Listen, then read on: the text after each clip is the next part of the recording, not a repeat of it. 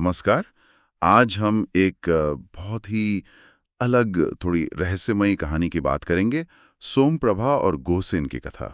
जी हाँ, ये प्राचीन भारत की एक कहानी है जिसके कुछ हिस्से हमारे पास है। और आज हम कोशिश करेंगे कि इसके जो सबसे दिलचस्प, जो हैरान करने वाले पहलू हैं ना, उनको समझें। शुरुआत ही देखिए कितनी चौंकाने वाली है। पाटलिपुत्र में एक अमीर व्यापारी धर्मगुप्त, उसके घर एक लड़की पैदा होती है, सोमप्रभा, और वो पैदा होते ही बोलने लगती है, उठने बैठने लगती है। हाँ, ये बिल्कुल भी सामान्य बात नहीं थी। मतलब जन्म के साथ ही ऐसी शक्ति, हम्म, और कहते हैं कि उसमें एक दिव्य चमक थी, एक कांति थी। जी। और उसने अपने पिता से एक वचन भी ले लिया, वचन? कैसा वचन? जन्म लेते ही, हम्म। कि वो उसे किसी को देगा नहीं, मतलब किसी से उसकी शादी नहीं कराएगा या सौंपेगा नहीं। ओह, पिता तो डर ही गया होगा, धर्मगुप्त। बिल्कुल डर गया। और उसने न सिर्फ उससे दुनिया से छुपा लिया, छुपा लियो। हाँ, बल्कि सबको ये बता दिया कि वो मर गई है। झूठी खबर फैला दी। अच्छा, ये सिर्फ डर था या वो वचन निभाने का दबाव था? क्या लगता है? मुझे लगता है दोनों ही बातें थीं। एक तो वचन का बोझ, फिर बेटी की सुरक्षा की चिंता, और समाज का डर भी तो था सही बात है। कि ऐसी मतलब अलौकिक बच्ची का सामान्य जीवन कैसे होगा। तो उसने एक तरह से उसे कैद ही कर लिया। पर कहानी यहीं खत्म नहीं होती, यहां से तो और उलझती है। हाँ। घर में छुपी हुई सोमप्रभा को एक दिन खिड़की से एक नौजवान देख लेता है, घोचंद्र। ओह, और बस पहली नजर में ही मोहित हो जाता है। प्यार में पड़ गया। इतना कि वो बीमार पड़ जाता है, बुरी तरह बीमार। तो उसके पिता गोसेन वो जाते हैं धर्मगुप्त के पास रिश्ता लेकर। लेकिन धर्मगुप्त कैसे हाँ कहता? उसने तो बेटी को मरा हुआ बता रखा था। बिल्कुल, उसने साफ मना कर दिया। तो फिर? तब गोसेन, जो पहले राजा के यहाँ काम कर चुका था, वो पहुंच गया राजा के पास मदद मांगने। अच्छा, तो यहाँ मतलब सत्ता का, पावर का इस्तेमाल हुआ। हाँ बिल्कुल, राजा ने दखल दिया तो धर्मगुप्त डर गया, मान गया शादी के लिए। चलो, शादी तो तय हुई। लेकिन अब सोमप्रभा ने एक अजीब शर्त रख दी। एक और शर्त? हाँ, कि उसका पति उसे कभी शैया पर नहीं चढ़ाएगा। क्या? शादी की ऐसी शर्त? इसका क्या मतलब हो सकता है? पता नहीं, बहुत अजीब है। हाँ, ये तो बहुत ही पेचीदा है। क्या वो अपनी दिव्यता बनाए रखना चाहती थी, या अपनी आजादी? या शायद गुचचंद्र के लिए कोई परीक्षा थी, उसके प्यार की, उसके संयम की। हो सकता है। खैर, शादी हो जाती है। सोमप्रभा आ जाती है घुसचंद्र के घर।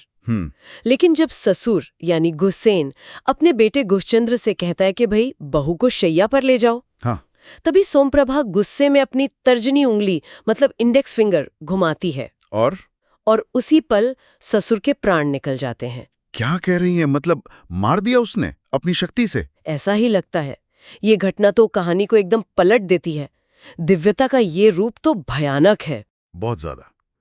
इस घटना से गुहचंद्र इतना डर जाता है कि वो मानने लगता है कि सोमप्रभा कोई कोई अशुभ शक्ति है, कोई महामारी टाइप। ओह, और वो उससे बिल्कुल दूरी बना लेता है, पूरी तरह से।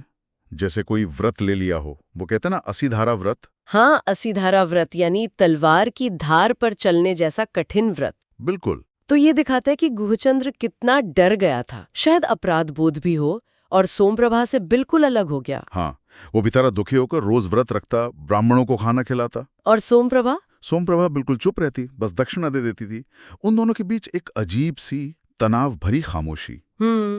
फिर कहानी में एक और मोड़ आता है। अच्छा। एक दिन खाने पर एक बूढ़े ब्राह्मण आए। उन्होंने सोमप्रभा को देखा, उसके सौंदर्य को, और अकेले में घोचंद्र से पूछा कि भाई क्या राज है, ये इतनी सुंदर हैं पर तुम इतने दुखी क्यों हो? और घोचंद्र ने बता दिया। हाँ, दुखी था, परेशान था, उसने सब बता दिया। पिता की मौत, वो शर्त, अपना डर, सब कुछ। तो वो ब्राह्मण कोई आम इंसान नहीं थे। उन्होंने गोचंद्र को अग्नि उपासना का एक खास मंत्र दिया। अग्नि उपासना? हाँ, और कहा कि इससे तुम्हारी इच्छा पूरी होगी। अच्छा। तो गोचंद्र ने अकेले में उस मंत्र का जाप किया, और जानते हैं क्या हुआ? क्या? अग्नि के बीच से एक पुरुष प्रकट हुआ, वही ब्राह्मण। पर असल में वो अग्नि देवता थे। ओह, देवता खुद आ गए? हाँ, और अग्नि देवता ने गोचंद्र से कहा कि वो उसके घर भोजन करेंगे, रात में वहीं रुकेंगे भी? हाँ, और उसे तत्व बताएंगे जिससे उसका काम सिद्ध होगा, उसकी इच्छा पूरी होगी। तत्व मतलब इस सब का असली रहस्य, सच्चाई? हाँ, शायद वही। तो सोचिए, एक दिव्य जन, फिर वो अजीब शर्त, एक रहस्यमयी मौत, पति का डर और तपस्या, और अब एक देवता खुद कहानी में आ गए हैं जो तत्व बताने का वादा कर रहे हैं। सही में ये कहानी तो जिज्ञासाओं से भर देती है। बिल्कुल। और ये सिर्फ कहानी नहीं लगती, इसमें उस समय का समाज, उनके विश्वास, सत्ता कैसे काम करती थी और इंसानी भावनाएं जैसे प्यार, डर, कर्तव्य, ये सब दिखता है। हाँ, सोमप्रभा की वो शक्ति और घोचंद्र की वो पीड़ा, ये टकराव बहुत गहरा है। और अब सबसे बड़ा सवाल तो यही है कि अग्नि देवता ने आखिर क्या तत्व बताया होगा? बिल्कुल। क्या गोचंद्र की इच्छा पूरी हुई? सोमप्रभा का क्या हुआ? उसकी दिव्यता का असली मतलब क्या था? हाँ, ये कहानी हमें सोचने पर मजबूर करती है कि जब इंसानी इच्छाएं देवीय शक्तियों से टकराती हैं, तो नतीजा क्या होता है? क्या हर राज का खुलना जरूरी होता है, या कुछ सवाल अधूरे ही रह जाएं तो बेहतर है?